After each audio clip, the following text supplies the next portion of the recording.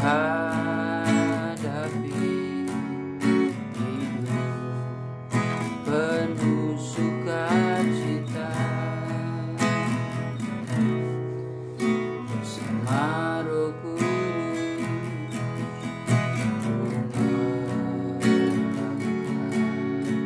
Bersama Roh Kudus ku berjalan, bersama Roh Kudus ku hadapi hidup penuh sukacita. Bila kau di dalamku, aku di dalamnya. Apa saja yang ku minta Dia berikan. Damai dan sukacita yang tak dapat ku beri dengan harta kekayaan duniawi. Bersama Roh Kudus ku berjalan, bersama Roh Kudus ku berjalan, bersama Roh Kudus ku hadapi hidup penuh sukacita. Bila kau di dalamku, aku di dalamnya. Apa saja yang kau berikan. Damai dan sukacita yang tak dapat ku beri dengan harta kekayaan duniawi.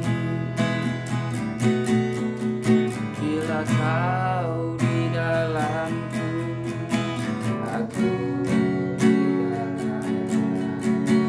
Apa saja yang ku minta Dia berikan. Damai dan sukacita yang tak dapat ku beri dengan harta kekayaan duniawi. Baik, puji Tuhan, shalom. Kita mulaikan saja beston kita pada saat hari ini. Nanti kita masuk dalam doa pembukaan, mau berdoa ya. Namun sebelumnya kita angkat pujian doa terlebih dahulu.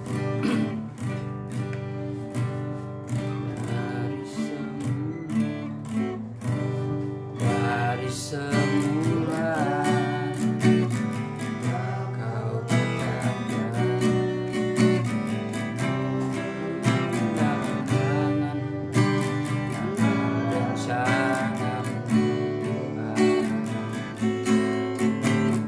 rencana indah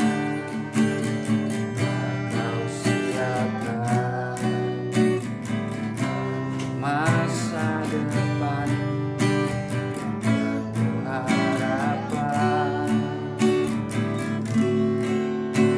Semua baik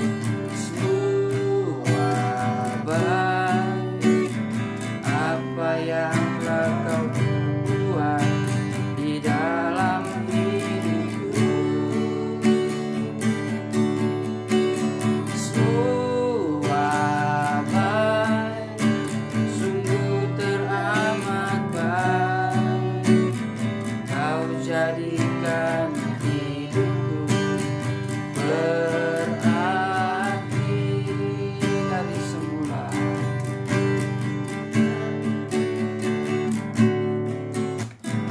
Dari semula kau tetapkan ku dalam tangan rencana Tuhan.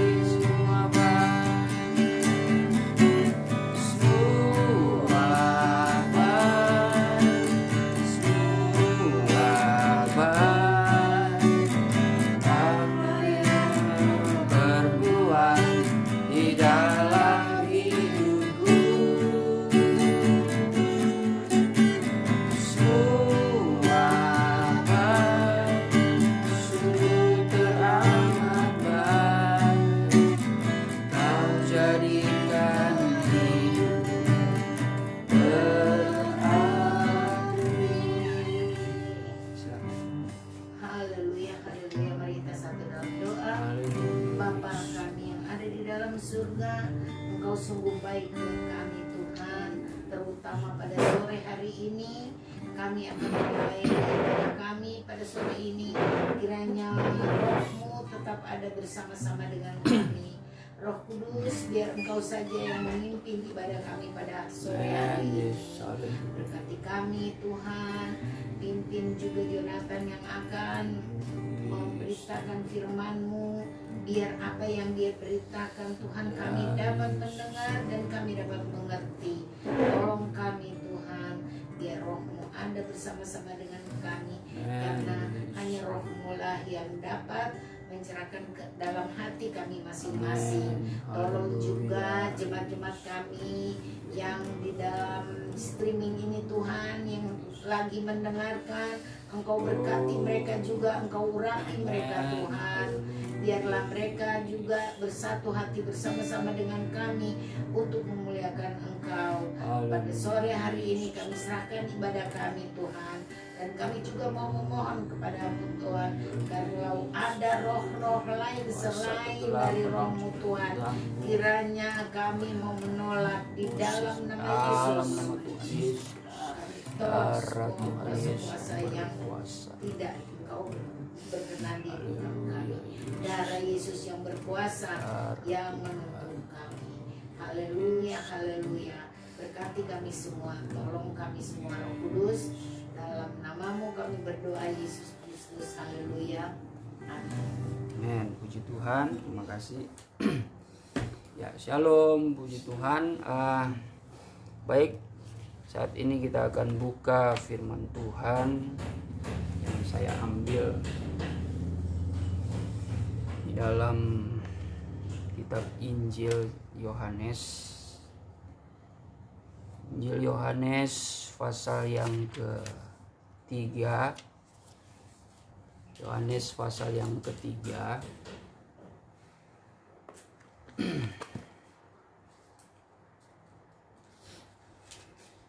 Yohanes pasal yang ketiga ayat yang ke 18. Maaf, ayat 19 sampai 21.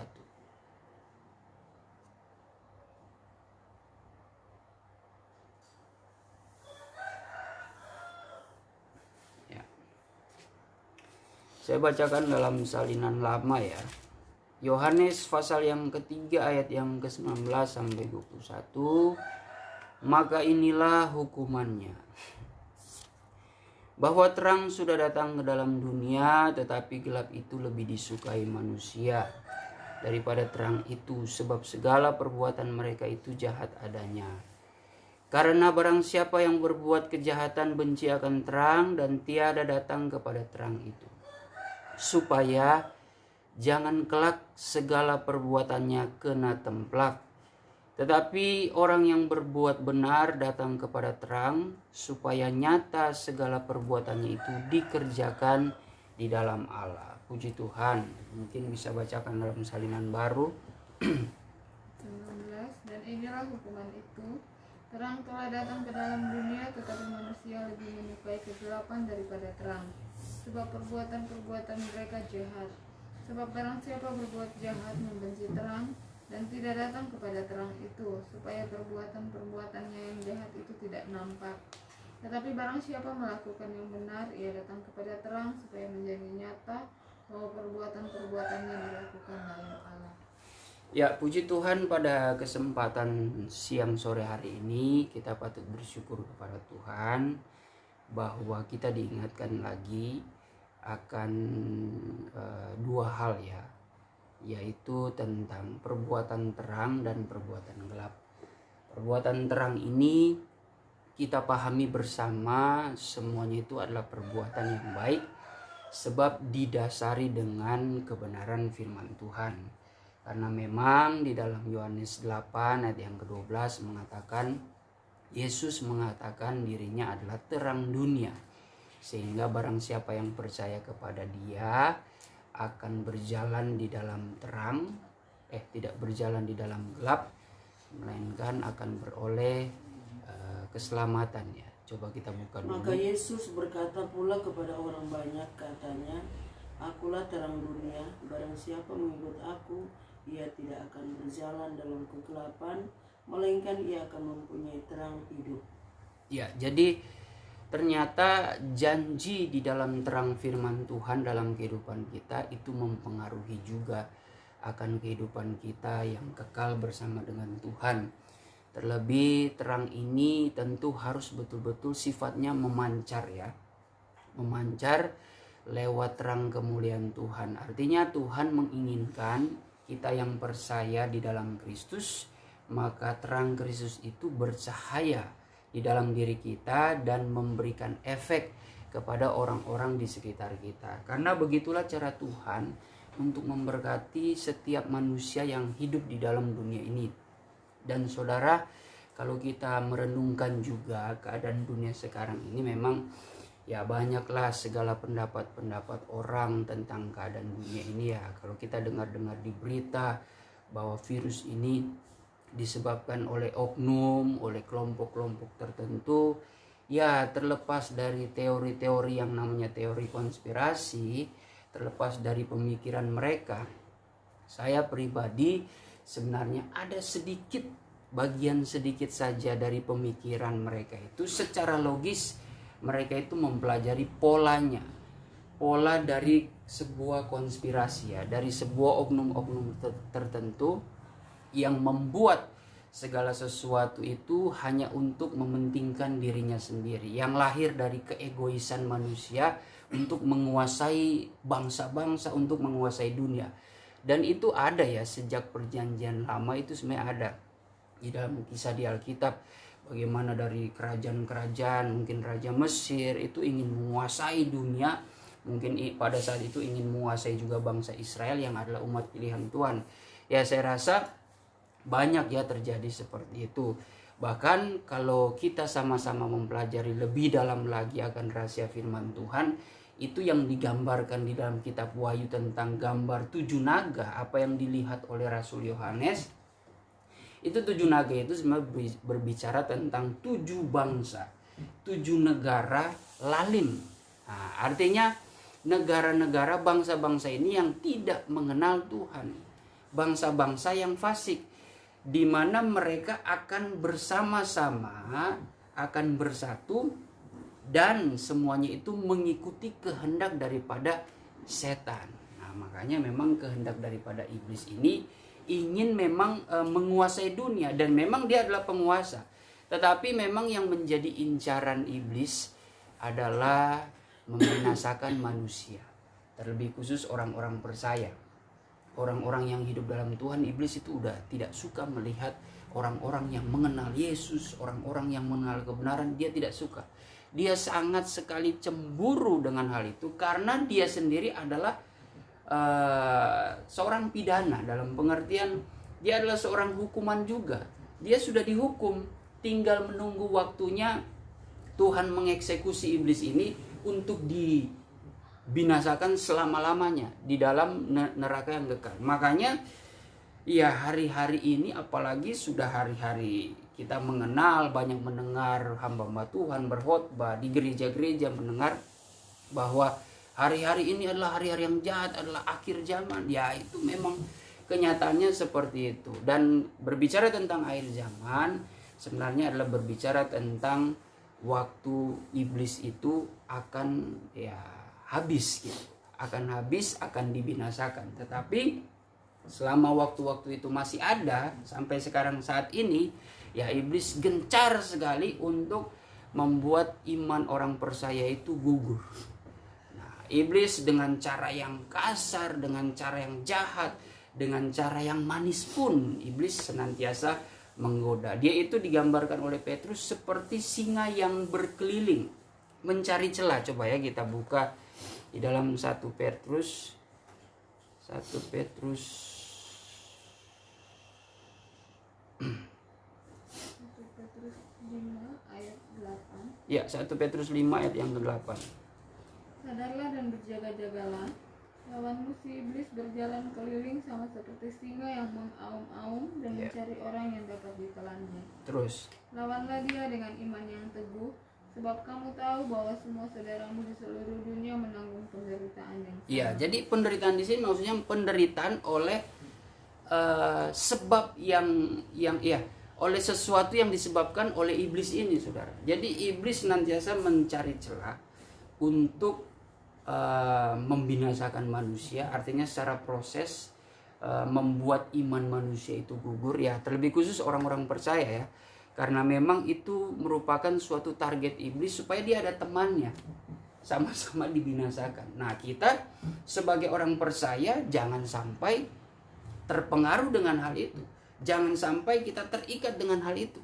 Segala sesuatu yang dikerjakan iblis itu semuanya itu pasti dasarnya jahat. Dan kita tahu ya, coba kalau kita buka, kita melihat di dalam Yohanes 8 ayat yang ke-44.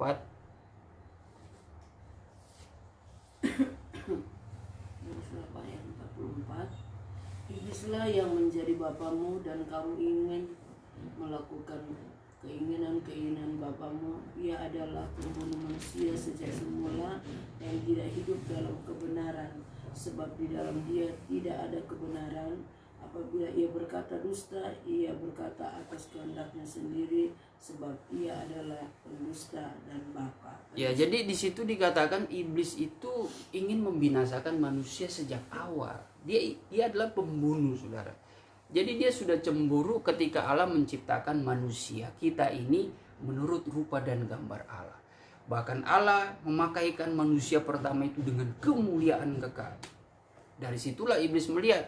Pas iblis itu dicampakkan, dia melihat, wah Allah menciptakan manusia. Datanglah kecemburuan. Sehingga dengan segala dusta dia tawarkan, dengan segala kebohongan dia itu tawarkan kepada manusia. Salah satunya dia menaburkan kebohongan tentang firman Allah yang dikatakan, yang didengar oleh Adam dan Hawa itu, jangan engkau menyentuh dan memakan buah sebab engkau mati. Tetapi iblis justru malah memutarbalikan itu, seolah-olah dia tahu apa yang diperkatakan oleh Allah. Dan iblis saat itu mengatakan, sesungguhnya sekali-kali kamu tidak akan mati. Kamu tidak akan mati, tetapi kamu akan menjadi seperti Allah. Nah, memang dari situlah manusia itu tampaknya sudah tertarik dan sudah terpengaruh. Nah, kehidupan kita sekarang ini juga demikian. Kita sebenarnya sedang banyak cobaan, ditambah tekanan keadaan dunia. Nah, biasa bisikan-bisikan, pengaruh-pengaruh dari setan itu sangat rentan sekali. Kalau kita tidak melawannya dengan iman, wah itu dia seperti singa yang berkeliling. Dia mencari, seperti kita kalau diperhadapkan dengan singa ya, dalam pengertian kalau kita bisa melawan, kita kalau bisa selalu berhadapan gitu. Jadi ketika singa itu menyerang, kita tuh bisa menghadapinya. Tapi kalau kita betul-betul mengabaikan itu, kita lengah, ya dia akan seperti singa, mendapatkan celah, dia akan memakan kita. Nah, sebenarnya pertahanan iman kita juga harusnya seperti itu. Kalau kita betul-betul beriman, tetap menjaga hati kita dengan firman Tuhan, segala sesuatu, ya segala pengaruh daripada iblis, kita pasti akan menang. Pasti kita bisa bertahan, bisa mempertahankan kehidupan yang benar. Hanya saja memang dalam konteks ayat kita, ayat pokok kita pada saat hari ini, ternyata dikatakan bahwa terang itu sudah ada, tetapi manusia lebih suka kegelapan. Nah, ini yang sangat disayangkan ya, sangat berbahaya sekali. Ya, itu juga merupakan suatu pengaruh daripada iblis. Sebenarnya kita ini dikatakan sebagai garam, kita sebagai terang dunia. Coba kita buka di dalam Matius 5 ayat yang keberapa itu? 14, 15 dan 16. Matius 5 ayat 13 mulai. Kamu adalah garam dunia. Dari 14 saja. Kamu adalah terang dunia. Kota yang terletak di atas gunung tidak mungkin tersembunyi. Ya. Lagi pula orang tidak menyalakan pelita lalu meletakkannya di bawah gantang, melainkan di atas kaki Dian, sehingga menerangi semua orang di dalam rumah itu. Terus. Demikianlah hendaknya terangmu bercahaya di depan orang, supaya mereka melihat perbuatanmu yang baik dan memuliakan Bapamu yang di surga. Ya, jadi ternyata Tuhan menginginkan kehidupan orang percaya itu menjadi terang. Bahkan kita digambarkan seperti kota yang terletak di atas gunung. Kalau kota yang terletak di atas gunung, saudara, tentu kalau kita yang tinggal di daerah kaki gunung itu pasti itu kelihatan, mau dari sisi manapun kota itu akan tetap nampak. Nah, itu sebenarnya menjadi gambaran kehidupan kita kalau hidup dalam terang Kristus. Sebenarnya kita mau bagaimanapun itu akan tetap nampak. Dan itu harus menjadi berkat, saudara. Karena kalau kita sudah hidup sebagai orang percaya, kalau kita berbuat hal-hal yang jahat, itu pun akan kelihatan. Tetapi kita diingatkan terus ya lewat firman Tuhan bahwa Paulus pernah mengatakan bahwa kita ini menjadi surat yang terbuka. Bahwa sesungguhnya kebenaran firman Allah itu sudah terukir di dalam hati kita, supaya lewat perbuatan-perbuatan kita itu dapat menjadi berkat. Sesuatu surat firman, surat kebenaran yang terbaca lewat perbuatan-perbuatan kita. Jadi orang-orang di sekitar boleh menilai kita, bisa melihat kita, bahkan bisa menjadi teladan bagi mereka lewat kehidupan kita. Nah, ini yang harus kita pertahankan, saudara. Tetapi jangan sampai kita menjadi golongan orang yang justru sudah hidup dalam terang tetapi menyukai kegelapan. Nah, ini yang tidak diinginkan Tuhan ya. Walaupun ya di akhir zaman ini banyak sekali pengaruh, tapi kita harus pertahankan kebenaran terang firman itu lewat perbuatan-perbuatan yang baik, saudara. Ya, sebagai contoh lah, dalam pengertian kalau kita membuka ya, coba kita kalau membuka Matius pasal yang ke-6, Matius pasal yang ke-6 ayat yang ke-22.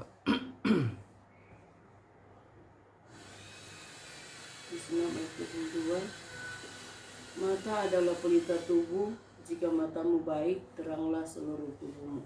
23. Jikalau matamu jahat, gelaplah seluruh tubuhmu. Jadi jika terang yang ada padamu gelap, betapa gelap. Ya, jadi saudara, kalau kita perhatikan di sini, mata juga merupakan sesuatu hal yang menjadi jendela ya bagi tubuh rohani kita.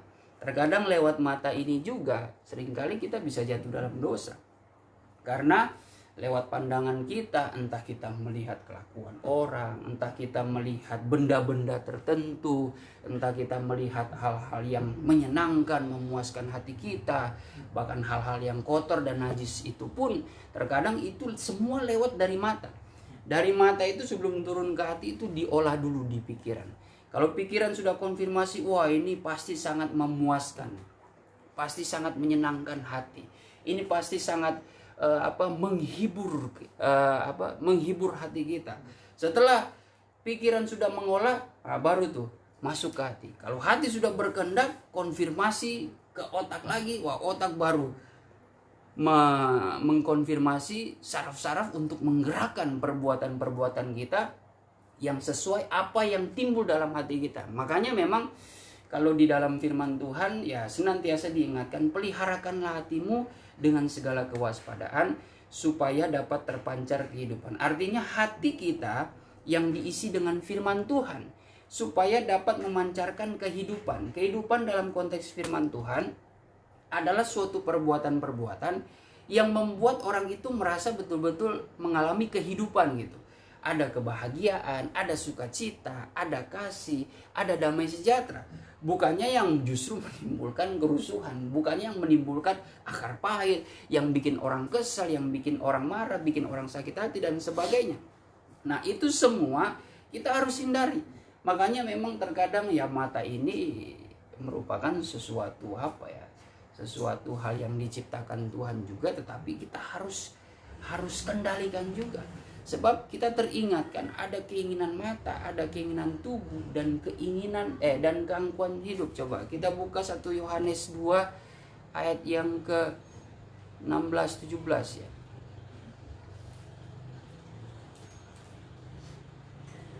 1 Yohanes 2 ayat 16 dan 17. Sebab semua yang ada di dalam dunia, yaitu keinginan daging dan keinginan mata serta keangkuhan hidup, bukanlah berasal dari Bapa, melainkan dari dunia. 17. Dan dunia ini sedang lenyap dengan keinginannya, tetapi orang yang melakukan kehendak Allah tetap hidup selama-lamanya. Nah, jadi hati-hatilah dengan segala keinginan mata. Yaitu sebenarnya juga sesuatu yang terjadi, yang dialami oleh Adam dan Hawa ya. Itu ada keinginan mata di situ, ada keinginan tubuh, ada gangguan hidup. Artinya keinginan mata itu ketika Hawa itu melihat, wah itu kayaknya buah itu enak. Keinginan tubuh itu artinya Hawa itu ketika sudah melihat, wah rasanya ingin dimakan. Nah, setelah itu mereka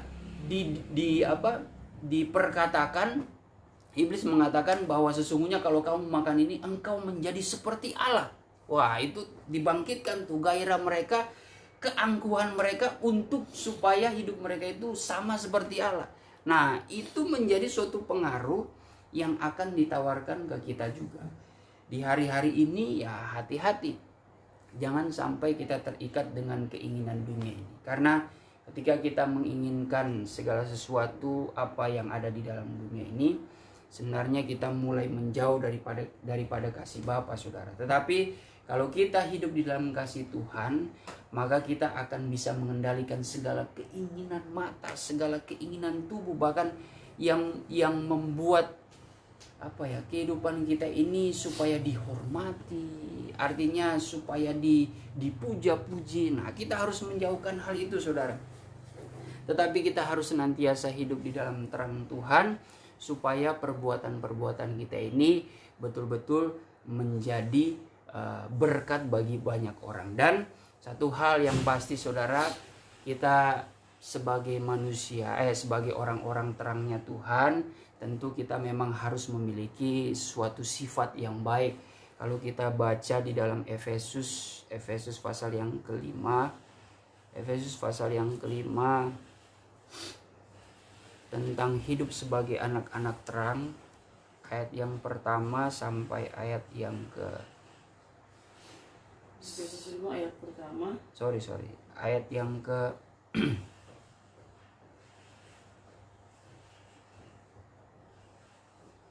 8 sampai ayat yang ke-9.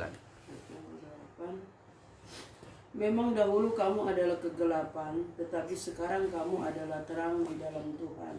Sebab itu hiduplah sebagai anak-anak terang. Karena terang hanya berbuahkan kebaikan dan keadilan dan kebenaran. Ya, jadi ya di situ dijelaskan karena terang hanya berbuahkan kebaikan, keadilan dan kebenaran. Nah, sifat-sifat inilah yang harusnya ditonjolkan di dalam kehidupan kita sebagai anak-anak terang, yaitu kebaikan yang murni, keadilan yang murni, dan kebenaran akan perbuatan lewat firman Tuhan. Nah, ini yang harus kita dapat terapkan. Artinya ya dalam keadaan sekarang itu mata ini, telinga, kita harus betul-betul bisa menutup semuanya itu dan membukanya bagi kemuliaan Tuhan, membukanya bagi kebenaran, bagi kebaikan Tuhan, bagi segala keadilan Tuhan. Kebaikan Tuhan dalam hidup kita apa sih? Yaitu melalui kesetiaannya, lewat pemeliharaannya setiap hari dari sejak mungkin kita masih kecil sampai saat ini. Ini semua karena kebaikan Tuhan. Kita imani itu dan kita harus merenungkan itu, kita harus bisa melihat semuanya itu, kita harus bisa membuka telinga kita bahwa segala sesuatu itu kemurahan Tuhan, bahkan keadilan Tuhan. Tuhan itu selalu berbuat hal yang adil di dalam kehidupan kita. Ya, dalam pengertian kalau kita melakukan kehendak Tuhan, masakan Tuhan membiarkan kehidupan kita. Dan kita juga harus jujur juga. Dalam kehidupan kita, baik hamba-hamba Tuhan, anak-anak Tuhan, jemaat, sebenarnya dalam kita menjalani, memelihara iman kita terkadang jatuh bangun kan. Ada hal-hal yang dimana kita melawan kehendak Tuhan, tetapi kita menerima hukuman. Ya, itu pun merupakan suatu keadilan daripada Tuhan. Karena Tuhan tetap menegakkan keadilan. Kalau memang kita berbuat salah, ya pastilah Tuhan akan berbuat sesuatu, akan beracara bagi kehidupan kita. Tetapi kalau kita berbuat benar, Tuhan akan memberkati. Semuanya itu menjadi pengetahuan yang kita temukan dalam keadilan Tuhan. Ya, sebenarnya dalam kehidupan kita sehari-hari juga, kalau kita melihat ada suatu keadilan di dalam lingkungan kita, dimanapun kita berada, sebenarnya kita akan menemukan hikmat di situ. Bahwa sesungguhnya keadilan membuat kita mengerti mana sih perbuatan yang tidak baik, mana perbuatan yang baik, mana perbuatan yang harus kita lakukan, mana perbuatan yang tidak harus kita lakukan. Nah, itu terjadi, kita harus pelajari. Lalu kebenaran. Kebenaran ini tentu adalah berbicara tentang kehidupan, janji Tuhan mengenai keselamatan. Keselamatan ini bukan serta-merta yang mungkin kita sudah bosan mendengarnya ya, tentang kehidupan kekal, tentang kerajaan sorga. Keselamatan ini juga tentang suatu penyelamatan diri kita atau terluputnya kehidupan kita selama kita hidup dalam dunia ini dari masa-masa kesesakan. Nah, itu yang merupakan janji Tuhan kalau kita betul-betul hidup dia melakukan kehendak Tuhan. Tapi kalau kita hidup di dalam kegelapan, kita membenci terang itu, ya sudah, maka kita akan mengalami hal-hal yang tidak enak. Dan Tuhan tidak pernah membela orang-orang yang melakukan kejahatan, saudara. Mungkin sebagai ayat terakhir ya, ada satu ayat di dalam Yesaya pasal yang ke 33 ayat yang ke-15 dan 16. Yesaya 33 ayat yang ke-15 dan 16. Orang yang hidup dalam kebenaran, yang berbicara dengan jujur, yang menolak untung hasil pemerasan, yang mengebaskan tangannya supaya jangan menerima suap, yang menutup telinganya supaya jangan mendengarkan rencana penumpahan darah, yang menutup matanya supaya jangan melihat kejahatan. 16. Dialah seperti orang yang tinggal aman di tempat-tempat tinggi. Bentengnya ialah kubu di atas bukit batu. Rotinya disediakan, air minumnya terjamin. Nah, jadi ini yang harus kita waspadai ya. Sebenarnya kalau kita hidup dalam kegelapan, kita meninggalkan terang itu kebalikan dari ayat ini loh. Dalam ayat ini adalah orang yang hidup dalam terang kebenaran. Orang yang hidup dalam terang kebenaran itu di akhirnya Tuhan katakan rotinya disediakan, air minumnya terjamin. Dalam pengertian secara jasmani, terlebih secara rohani. Saudara puas lahir batin. Nah, itu merupakan janji Tuhan. Dan memang kita temukan itu dalam firman Tuhan. Di dalam Keluaran 23 ayat 25, kalau tidak salah, yang mengatakan bahwa setiap orang yang melakukan kehendak Tuhan, berbakti kepada Tuhan, beribadah kepada Tuhan, maka roti yang menjadi makanan itu diberkati, air yang menjadi minuman itu diberkati, lalu dilalukan dari segala sakit penyakit. Bahkan di dalam Yesaya 33 tadi dikatakan, ia seperti orang yang tinggal aman di tempat-tempat tinggi. Bentengnya ialah kubu di atas bukit batu. Bukit batu adalah suatu bukit yang memang keras ya, yang mempunyai pertahanan yang kuat. Dan itu menggambarkan pribadi Tuhan. Tuhan adalah batu karang yang teguh. Artinya kalau kita hidup dalam kebenaran, hidup dalam terang Tuhan, kita pasti akan luput, kita tinggal aman di dalam Dia. Ya, sekalipun mau virus apapun terjadi, COVID-19, sampai COVID ya 20, COVID 30 lah, sampai COVID berapa lah, tidak peduli. Kalau kita hidup di dalam Tuhan, itu menjadi suatu tempat yang aman. Makanya tidak heran, kita tidak perlu heran saudara menghadapi keadaan bagaimanapun. Kita tetap mengimani firman Tuhan bahwa sekalipun langit dan bumi itu lenyap, ya oleh karena goncangan-goncangan dunia, oleh karena bencana-bencana yang terjadi, apapun itu bentuknya, kita tidak perlu khawatir akan hal itu. Tetapi kita akan hidup kekal kalau kita hidup di dalam firman Tuhan. Sekalipun langit dan bumi lenyap, tetapi perkataan firman Tuhan itu tidak akan lenyap. Yaitu janji Tuhan dalam 1 Yohanes 2 tadi. Orang yang hidup di dalam kebenaran, orang yang hidup melakukan kehendak Tuhan, dia tidak akan lenyap bersama-sama dengan dunia, tetapi dia akan mengalami keberkatan yang daripada Tuhan. Asalkan kita hidup dalam terang. Nah, makanya orang yang hidup dalam terang kebenaran tadi ayat 15 mengatakan, ia yang berbicara dengan jujur, ia yang menolak untung hasil pemerasan, yang mengebaskan tangannya supaya jangan menerima suap, yang menutup telinganya supaya jangan mendengarkan rencana penumpahan darah, yang menutup matanya supaya jangan melihat kejahatan. ini semua tindakan-tindakan yang berasal atau bersumber dari hati kita, mata hati kita. Yang tadi kan dikatakan bahwa mata adalah pelita tubuh. Jikalau matamu gelap, maka gelaplah seluruh tubuhmu.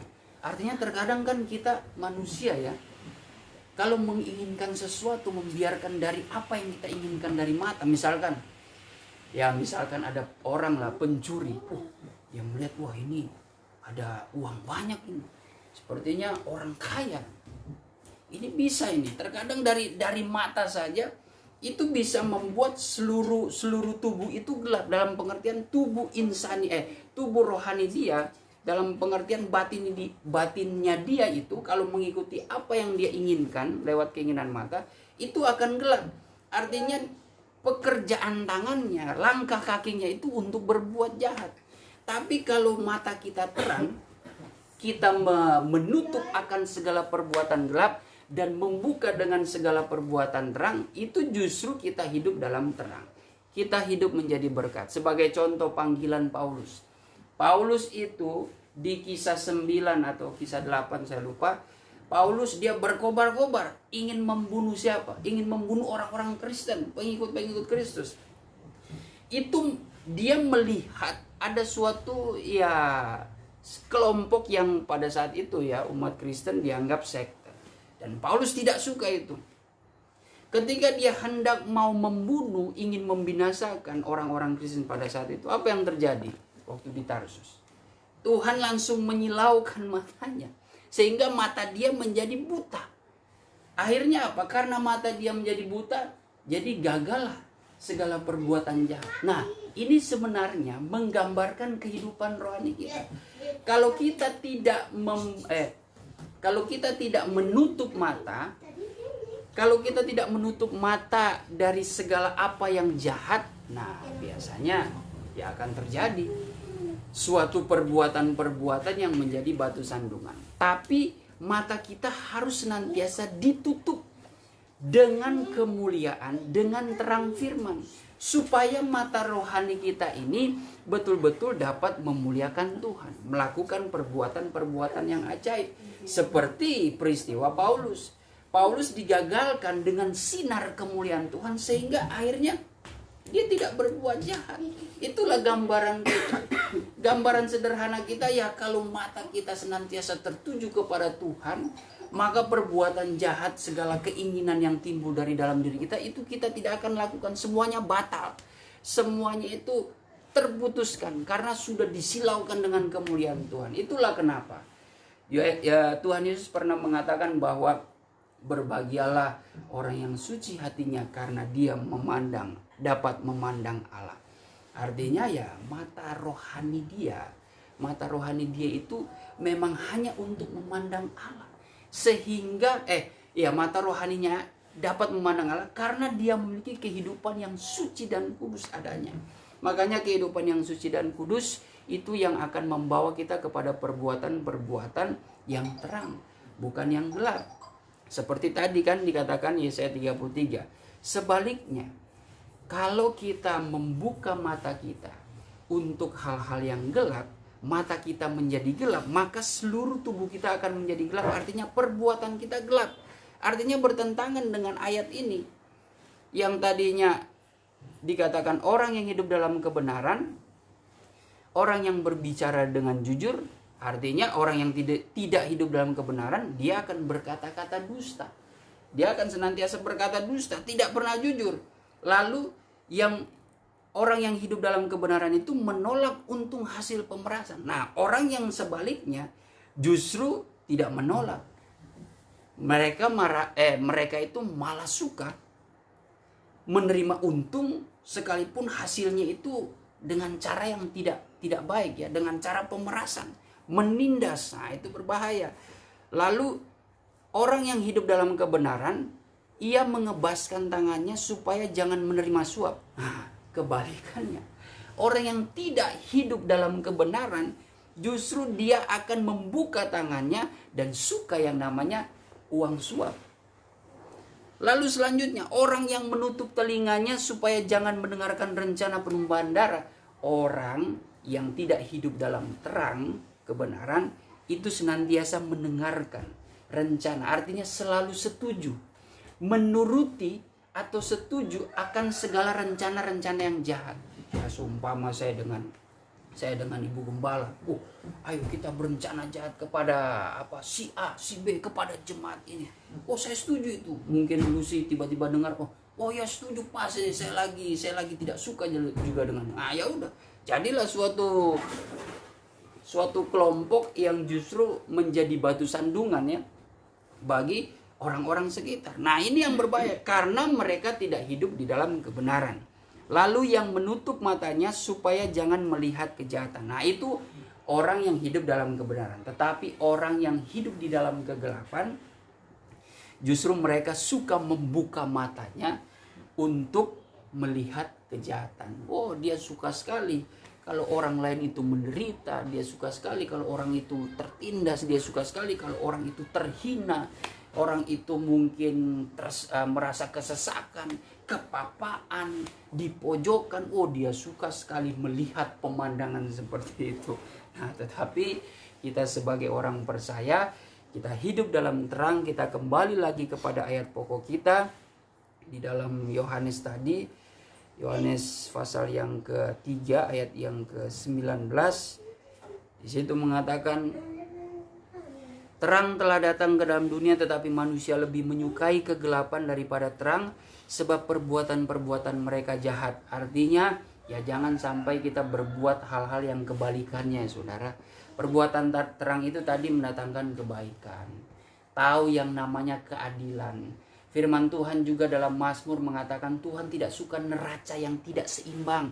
Kita kalau memperlakukan seseorang, berbuat sesuatu kepada orang, memberi kepada seseorang, kita jangan memakai neraca, pertimbangan, perhitungan yang salah, yang hanya mencari keuntungan. Hati-hati saudara, jangan seperti itu. Tapi kita bersikaplah jujur, karena dengan begitu Tuhan pasti akan memberkati kehidupan kita. Nah, lalu dikatakan terang firman itu sudah ada dalam dunia ini, tetapi manusia lebih menyukai kegelapan daripada terang, sebab perbuatan-perbuatan mereka jahat. Jangan sampai kita seperti itu. Terang firman mungkin kita sudah dengar dalam gereja, melalui orang tua rohani kita, melalui orang tua kita juga, melalui pendeta-pendeta. Firman itu sudah dibukakan bagi kita, tetapi secara perbuatan, secara kehendak hati kita tuh menolak semua ini. Kita tidak mau melakukan itu, melainkan kita melakukan perbuatan-perbuatan jahat. Artinya kita tidak mencintai firman Tuhan itu. Lalu dikatakan, sebab barang siapa berbuat jahat, membenci terang dan tidak datang kepada terang itu, supaya perbuatan-perbuatannya yang jahat itu, membenci terang dan tidak datang kepada terang itu, supaya perbuatan-perbuatannya yang jahat itu tidak nampak. Tetapi barang siapa melakukan yang benar, ia datang kepada terang, supaya menjadi nyata bahwa perbuatan-perbuatannya dilakukan dalam Allah. Nah, inilah yang menjadi poin kita sebagai anak-anak terang. Kalau kita ternyata sudah mendengar firman, tetapi kita tidak melakukannya, ya itu mungkin bisa disamakan seperti ini. Kita adalah orang-orang yang sudah tahu terang firman itu udah ada, tetapi perbuatan-perbuatan kita itu tidak sejalan dengan firman Tuhan. Bahkan dikatakan kita ini adalah orang-orang yang sebenarnya membenci perbuatan terang. Karena ada juga orang Kristen, dia tidak suka melihat anak-anak Tuhan diberkati karena melakukan kebenaran. Ada itu orang-orang seperti itu. Sesama bahkan sesama rohaniawan, sesama orang-orang Kristen tidak suka. Paling tidak bisa melihat kalau mungkin rekannya itu lebih diberkati. Mungkin rekannya itu sedang berlimpah-limpah dengan berkat Tuhan. Dia rasa iri, cemburu dan sebagainya. Tidak bisa. Atau dia tidak bisa melihat saudara seimannya itu lagi dalam keadaan kebahagiaan, kesenangan. Ya pokoknya sedang dihibur oleh Tuhan dengan berkat-berkat Tuhan. Ada seperti itu saudara. Nah itu berbahaya ya. Itu sebenarnya kita sedang membenci tentang perbuatan-perbuatan terang. Tetapi kita harus hindari semuanya itu, melainkan kita harus betul-betul datang kepada terang, tetap melakukan apa yang baik di mata Tuhan, Sehingga supaya perbuatan kita, tubuh kita ini tidak menjadi gelap, ya baik dalam pekerjaan dari mulai mulut kita sampai kepada tangan kita, apa yang kita kerjakan itu semua penuh dengan kejujuran, semua yang kita perkatakan itu penuh dengan kejujuran. Langkah kaki kita pun juga kita jalani dengan penuh kejujuran. Nah, itulah yang menjadi pesan firman Tuhan kita pada saat hari ini, agar kita menjadi orang yang bukan membenci perbuatan terang, tetapi senantiasa hidup di dalam terang Kristus. Puji nama Tuhan, mari kita akan berdoa.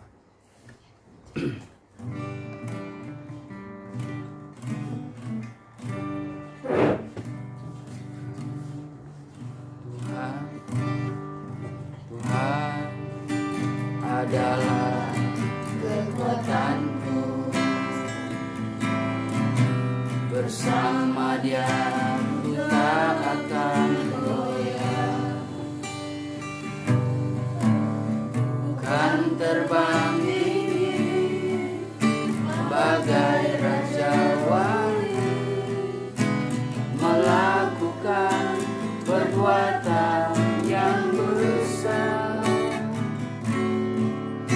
Bukan terbang tinggi bagai raja wali, dan melayang tinggi dalam kemuliaannya. Biar bumi bergoncang dan badai menerpa, bukan terbang tinggi bersama Dia. Terima kasih Tuhan atas kebaikan-Mu. Kami boleh ada sampai saat ini semua karena berkat kemurahan-Mu Tuhan. Kau sudah mengajarkan kami bagaimana kami boleh menjadi anak-anak terang-Mu, untuk senantiasa melakukan perbuatan-perbuatan terang yang boleh menjadi berkat di tengah-tengah kehidupan kami Tuhan, di tengah-tengah kami melayani pekerjaan-Mu, di tengah-tengah aktivitas kami dimanapun lingkungan kami berada Tuhan, agar nama-Mu saja yang dimuliakan. Terima kasih Bapa, kiranya meteraikanlah kebenaran firman-Mu di tanah hati kami, agar menjadi benih yang hidup yang akan bertumbuh, berbunga dan berbuah-buah di hadapan-Mu, dan merubahkan, membentuk kehidupan kami Tuhan seturut kehendak dan mau-Mu ya Bapa. Pada kesempatan ini Tuhan, rindulah kami untuk menyembah Engkau dalam roh dan kebenaran. Engkau layakanlah Tuhan setiap penyerahan kami, layakan kehidupan kami Tuhan. Bukalah hati kami, jamalah hati kami Tuhan.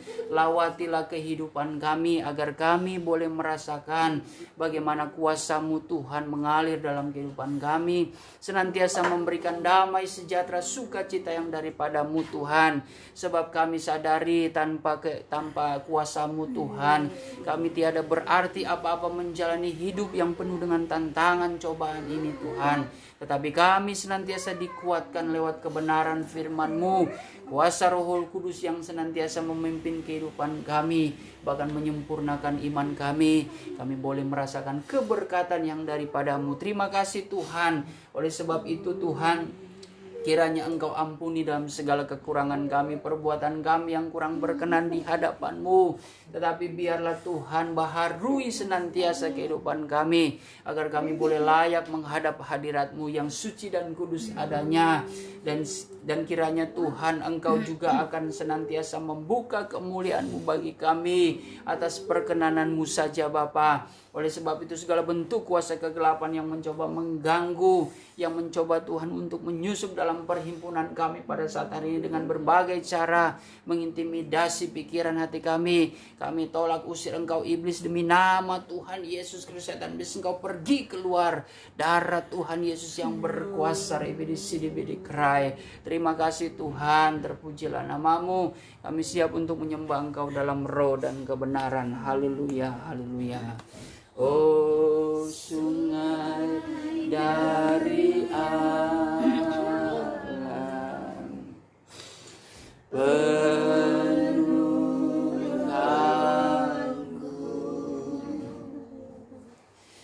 Oh sungai dari alam,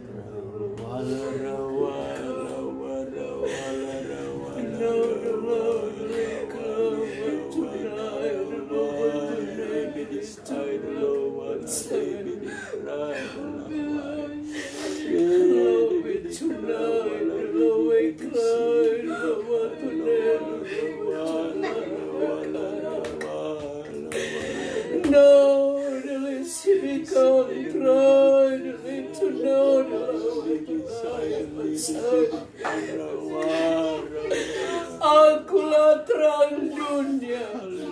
Barang siapa yang mengikut aku tidak tinggal di dalam gelap, melainkan akan beroleh terang hidup itu. Hai hamba-Ku dan anak-anak-Ku, aku ada di tengah-tengah kamu. Kamulah yang sudah menarik hatiku sehingga aku turun dan melayani kamu. Menyerahlah kamu dengan sungguh-sungguh. Hormatilah kehadiranku di tengah-tengah kamu. Karena tidak sia-sia aku datang melayani kamu, hamba-Ku dan anak-anak-Ku di kerajaan adalah. Kamu sudah mendengarkan firman-Ku, firman-Ku itu adalah aku sendiri. Aku kenal tiap-tiap kamu yang datang kepadaku. Sebab itu hamba-Ku dan anak-anak-Ku, kalau aku telah memanggil kamu dari gelap masuk ke dalam terang-Ku yang ajaib, aku mau kamu harus menjadi berkat buat orang lain. Karena aku dapati masih ada hal-hal yang menjadi kebencian yang kamu lakukan. Aku sangat mengasihi kamu, hamba-Ku dan anak-anak-Ku. Aku telah membawa kamu pada terang yang sebenarnya. Tapi seringkali kamu jatuh di dalam hal-hal yang tidak aku kehendaki. Sebab itu aku minta bertobatlah kamu dengan sungguh-sungguh. Karena aku tahu apa yang menjadi keperluan dan kebutuhan kamu. Seringkali doa kamu kau trilicunai aku tidak menjawab. Karena masih ada hal-hal yang menjadi kebencian kamu lakukan. Hamba-Ku dan anak-anak-Ku, peliharalah persatuan kamu di dalam aku. Maka kamu akan melihat bagaimana aku akan beracara dan sedia memberkati kehidupan kamu dengan caraku sendiri. Sebab itu kalau kamu boleh mendengarkan firman-Ku, itu bukan suatu kebetulan, tapi itu ada maksudku dalam hidup kamu, supaya kamu kembali kepada kebenaran yang sebenarnya, agar kamu tetap hidup damai, sejahtera, sukacita, bahkan kemenangan lepas kemenangan kamu akan alami di dalam aku. Perhadapkanlah hidup kamu benar di hadapan-Ku, hai hamba-Ku dan anak-anak-Ku. Karena aku sangat mencintai kamu Mikrecunai. Karena kalau aku membiarkan kamu, apa yang kamu akan alami? Ini Cuno Dikrai. Kamu akan mengalami kegelisahan dan tersiksa hidup di dalam dunia ini. Tetapi aku selalu datang mengingatkan kepada kamu, kembalilah kamu kepadaku, maka aku akan kembali kepadamu. Naik lo Cunau Dikrai Cunai. Karena aku memakai kehidupan kamu di akhir-akhir ini untuk menjadi terang di tengah-tengah dunia. Mesibik Tunai, agar dunia dapat melihat bahwa kamu ada di dalam aku dan aku di dalam kamu. Nei Dikrai lo Cuna Dikrai. Jangan ada di antara kamu yang merasa tawar hati dan kecewa. Make loud list, I don't know Dikrai. Kalau aku selalu datang menegur, menasihatkan kamu, aku memperbaiki hidup kamu supaya kamu ada di dalam jalur kebenaran. Nei Sibik Tunai, karena masanya sudah dekat, hambaku dan anak-anakku. Lepitrai, aku tahu persis apa yang menjadi kebutuhan kamu. Mikredelo Tunai. Tidakkah kamu yakin bahwa aku sanggup menolong kamu? Nei Dikredelo Tunai. Kalau kamu bimbang, melo tunai, kamu tidak akan mendapatkan sesuatu apa-apa daripadaku. Tapi kalau kamu percaya dengan sungguh dan hidup dalam perubahan dan selalu mencintai aku dengan sungguh-sungguh, melakukan segala perintah-perintahku, Dikrai, kamu akan lihat berkat itu aku curahkan kepada kamu. Dikrai, mengertikah kamu? Tunai, hiduplah kamu di dalam terang kebenaranku. I know Dikrai, Dikrai, maka kamu akan melihat penyertaanku dalam setiap kehidupan kamu.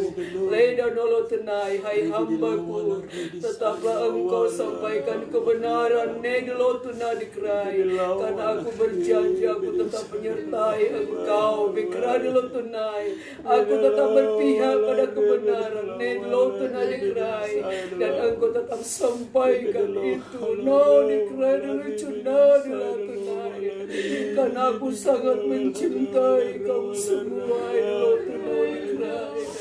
Aku tidak pernah menutup mata bagi kamu. Aku melihat hati kamu. Sebab itu tambahkanlah kesetiaan kamu kepadaku. Mengingat di akhir zaman ini kamu lihat apa yang sudah terjadi. Kalau kamu tidak mempunyai pengharapan di dalam aku, kamu tidak akan melihat sesuatu terjadi. Besibit no Dikrai, tetap menyerahkan hidup kamu kepadaku, karena akulah yang menjadi penolong kamu yang setia. Dikrai, mengertikah kamu?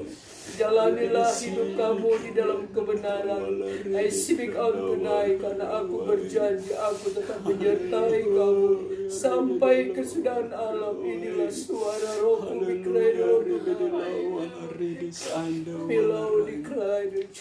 Terpujilah namamu Tuhan. Terima kasih lewat suara rohmu kami boleh dihibur dan dikuatkan kembali. Kau boleh meneguhkan firman-Mu Tuhan, apa yang sudah disampaikan bagi kami semua. Biarlah kami tetap hidup dan tinggal di dalam terang-Mu Tuhan, sehingga dalam segala perbuatan-perbuatan kami boleh senantiasa memancarkan kehidupan bagi banyak orang, sehingga Tuhan Engkaulah yang dipermuliakan dan diagungkan. Terima kasih Tuhan. Diberkatilah Tuhan kami semua di tempat ini, terlebih juga jemaat-Mu yang menyaksikan dengan setia lewat Tuhan ibadah online streaming ini Tuhan. Kiranya Engkau tetap memberkati mereka di tempat mereka masing-masing. Jamahan urapan-Mu Tuhan tidak terbatas ruang dan waktu. Engkau tetap dapat mengalirkan Tuhan kekuatan yang baru bagi kami semua Tuhan yang mungkin terpisah-pisah dengan ruang dan waktu. Tetapi Tuhan, bagi-Mu tidak ada yang mustahil. Keberkatan Tuhan, anugerah, kesembuhan, pemulihan Tuhan dan penghiburan lewat sukacita Roh Kudus akan senantiasa Tuhan kami boleh rasakan ketika kami bersama-sama beribadah memuji dan memuliakan nama-Mu pada saat sore hari ini. Terima kasih Tuhan, terpujilah nama-Mu. Kami tetap serahkan juga Tuhan bangsa dan negara kami ke dalam tangan kasih-Mu.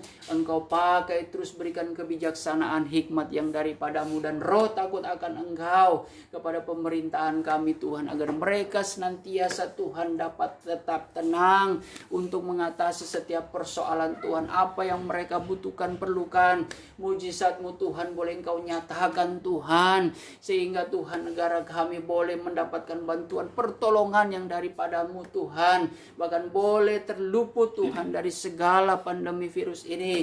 Walaupun memang kami melihat Tuhan banyak sekali korban, Tuhan tolong kami tetap berseru-seru kepada Engkau, agar Engkau senantiasa Tuhan melindungi setiap anak-anak-Mu, hamba-hamba-Mu yang berharap sungguh kepada Engkau dan mengandalkan Engkau.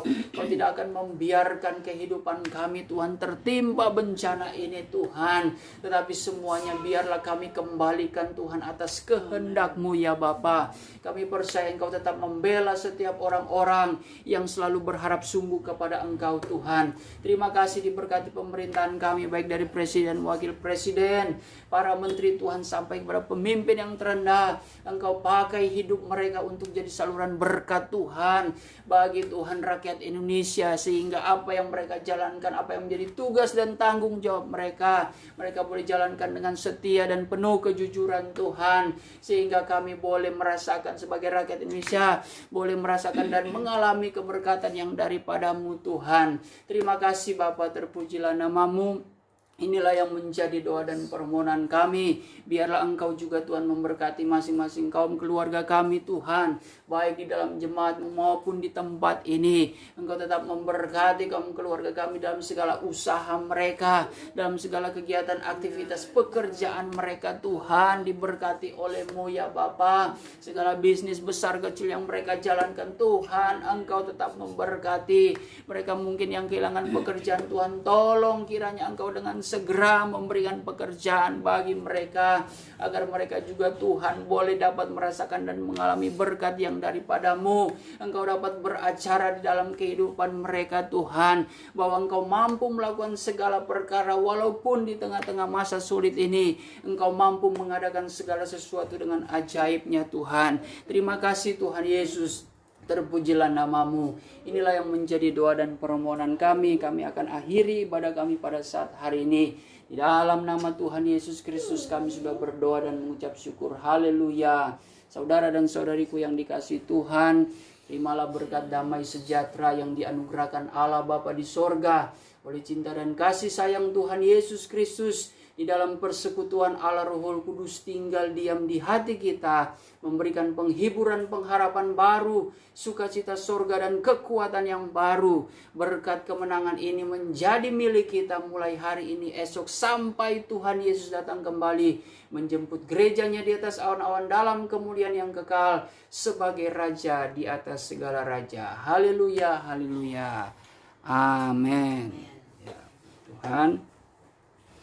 Ya, mungkin ada penglihatan,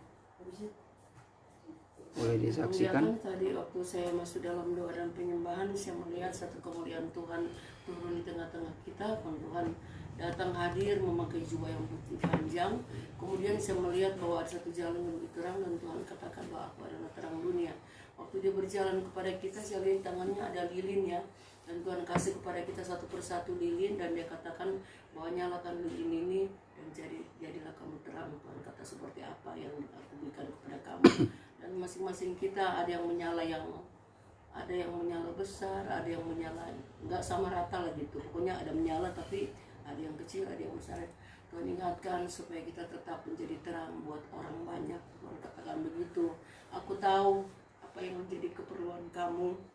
Kalau kamu selalu setia dan menjadi terang, menjadi pelaku firman, maka kamu tidak akan pernah takut dengan keadaan yang ada. Tuhan sanggup menolong dan sedia memberkati. Dan tadi waktu saya lihat teliti dibagi-bagikan ya, pertama ke Ana, kedua ke Tante Mori semua, tapi saya lihat enggak sama semua ya. Tapi yang saya lihat, Tuhan bilang kepada kita semua, dikatakan tetaplah kamu menjadi terang di dunia ini. karena ada maksud Tuhan dan rencana Tuhan. Mana kamu akan lihat bagaimana pertolongan dan pembela Tuhan bagi kita masing-masing. Nah, inilah kesaksian penglihatan yang saya nampak tadi, saya saksikan dengannya di dalam nama Tuhan Yesus. Ya, puji Tuhan, penerangannya adalah ya Tuhan Yesus sendiri adalah terang dunia, dan lilin itu diberikan kepada kita, khusus yang di sini ya. Khusus yang di sini diberikan kepada semua. Cuma ada yang nyalanya itu tidak terang, ada yang nyalanya besar, ada yang redup-redup ya. Yang redup-redup ya itu kenapa lilin ya? Mungkin kenapa enggak pelita atau bagaimana, kenapa lilin? Karena itu maksudnya adalah kalau lilin itu kan kalau dia menyala terus itu dia punya apa ya? Dia punya lilinnya itu semakin habis. Nah, ini sebenarnya berbicara tentang kedagingan. Ada pengertian rohnya, kedagingan itu kalau terang itu nyala terus, kedagingan itu akan semakin habis. Nah, tapi kalau lilin itu tidak menyala, ya udah daging kita yang terus timbul. Nah, itu maksudnya pengertian rohnya seperti itu. Makanya harus senantiasa terang. Nah, biasanya kalau terang itu mulai redup, ya puji Tuhan kalau masih redup. Tapi kalau sudah mati, wah, itu mungkin dia akan membenci terang itu. Dikategorikan seperti ayat pokok tadi. Tapi kalau masih redup, mungkin hampir-hampir mati, ya itulah kasih Tuhan. Tuhan tadi mengatakan, ya aku mengasihi kamu. Artinya seperti ayat mengatakan dalam Matius 12 ayat yang 30, kalau tidak salah situ mengatakan bahwa bulu yang patah terkulai, bulu yang hampir patah terkulai itu tidak akan dipatahkan. Sumbu yang hampir padam itu dia tidak akan mematikannya. Walaupun memang sudah mulai mati, tapi dia tidak akan mematikannya. Tetapi Tuhan akan memberikan, senantiasa membiarkan itu menyala. Nah, itulah kehidupan kita sebagai orang percaya. Kalau tadi diberikan satu-satu, ya mungkin Tuhan tahulah segala sesuatu dalam menghadapi keadaan dunia ini. Jangan sampai terang kemuliaan di dalam diri kita. Kita sudah mengenal firman Tuhan, itu sama saja kita sudah diberikan lilin supaya kita menjadi terang. Kalau kita tidak diberikan, ya memang kita tidak hidup dalam Kristus, kita tidak hidup dalam kebenaran. Tapi kalau kita diberikan, kita harus menjadi terang. Pertahankan terang itu supaya tetap nyala. Kalau sudah mulai redup, ya puji Tuhan itu masih ada penghiburan lah, masih ada kasih Tuhan. Asalkan jangan sampai mati. Jikalau sudah mati, ya maka kedagingan lah yang akan senantiasa kita lakukan. Puji nama Tuhan. Ya, terima kasih. Saya kira itu saja penerangan dari firman Tuhan, dari penglihatan. Terima kasih saudara yang sudah mengikuti. Tetap setia melakukan kehendak Tuhan, jaga kesehatan, cuci tangan, pakai masker kalau beraktivitas. Ya, sampai ketemu Sabtu pagi ya, besok. Kita ada pendalaman Alkitab, lanjutan kitab Sirah Solomon. Ya, terima kasih, sehat selalu. Tuhan Yesus memberkati. Shalom.